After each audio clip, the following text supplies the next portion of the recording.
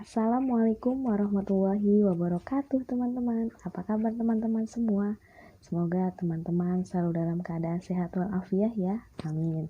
Teman-teman, pada kesempatan yang lalu kita telah belajar mengenai fabel dan kata sapaan. Tentu teman-teman masih ingat bukan apa itu fabel dan kata sapaan? Alhamdulillah teman-teman masih mengingatnya.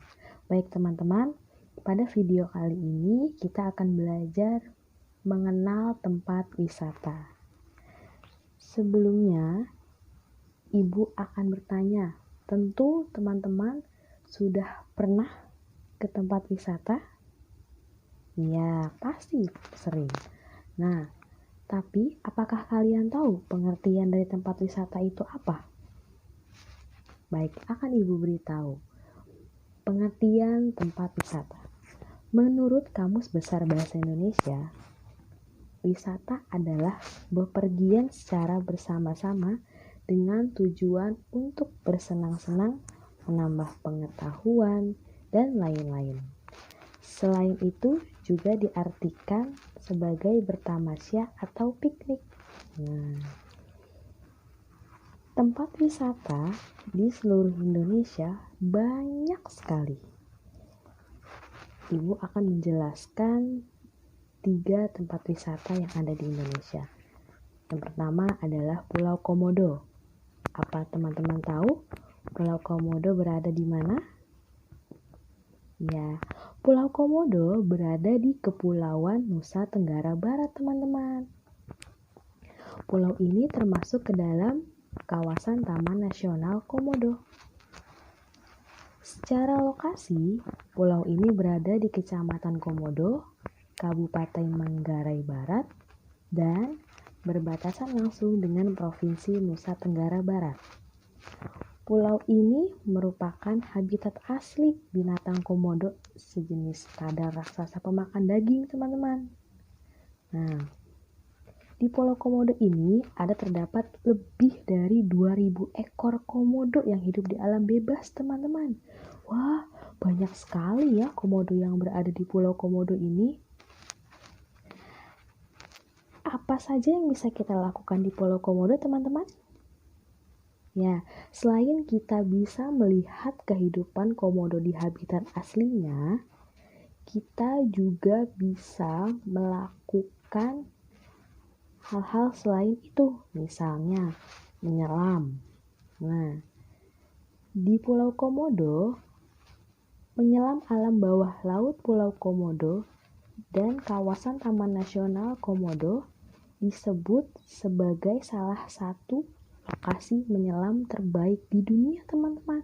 Wah, bayangkan, hebat sekali ya. Selanjutnya, wisata yang kedua adalah Taman Mini. Siapa yang pernah ke Taman Mini?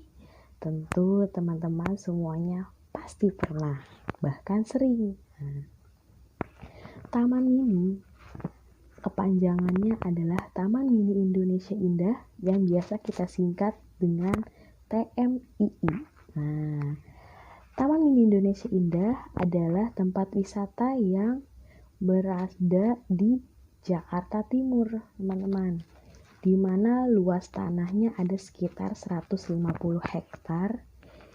Di dalamnya merangkum kebudayaan dari bangsa Indonesia, atau dengan kata lain, Taman Mini merupakan miniatur dari Negara Kesatuan Republik Indonesia, teman-teman. Wah, jadi apabila teman-teman mengunjungi Taman Mini ini, teman-teman akan menemukan sebuah danau yang menjadi miniatur kepulauan yang ada di Indonesia dari Sabang sampai Merauke. Nah, biasanya kita bisa melihatnya itu apabila kita menaiki kereta gantung, teman-teman. Nah, selain itu, di Taman Mini juga ditampilkan berbagai macam pakaian adat, tarian daerah, berbagai museum, rumah ibadah tiap agama resmi yang ada di Indonesia, dan masih banyak lagi. Nah, teman-teman akan merasakan suasana seperti halnya mengunjungi semua wilayah Indonesia dengan berbagai budaya yang ada. Selanjutnya, yang ketiga adalah Masjid Istiqlal.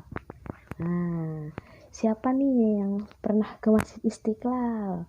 Pasti semuanya pernah ke Masjid Istiqlal. Nah, ada yang tahu Masjid Istiqlal berada di mana? Ya, Masjid Istiqlal berada di daerah Jakarta Pusat, teman-teman.